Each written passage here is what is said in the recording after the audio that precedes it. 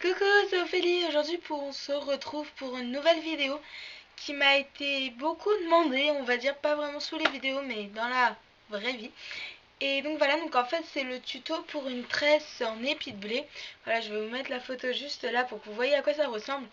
Voilà, donc c'est tout simple à faire, vous allez voir, on a l'impression que c'est super difficile. Mais en fait, c'est tout simple. Donc voilà, on passe tout de suite au tutoriel. Voilà, donc on va avoir besoin d'un élastique comme vous pouvez le voir et on va mettre les cheveux d'un seul côté, sauf si vous voulez évidemment partir d'une couette.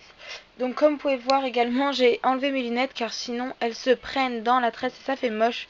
Donc je vous conseille de faire de même si vous en avez. Voilà, donc le principe, on va dire que c'est un principe à deux branches, contrairement à la tresse traditionnelle où il y en a trois.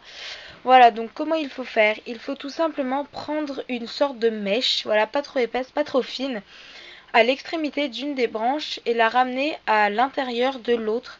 Voilà, donc je vais vous avouer qu'à la fin c'est très dur quand il nous reste plus que les petites mèches car faut pas se confondre. Et donc justement la chose à ne pas faire, c'est de prendre une mèche, de la mettre dans une branche, enfin dans la branche opposée, et après de la ramener car ça fait un gros trou au milieu de la tresse et du coup ça vous fait tout rater.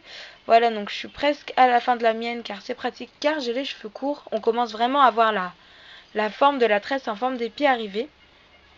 Donc je vais mettre mon petit élastique, il faut surtout bien le serrer car sinon la tresse ne va pas retenir car elle tient vraiment à quelques cheveux au niveau de l'élastique.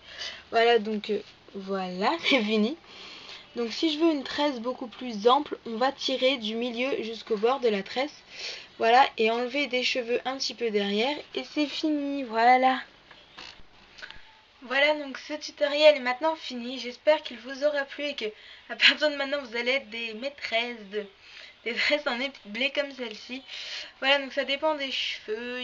Si vous avez les cheveux courts, vous ne pourrez pas en faire, mais ça, vous devez le savoir.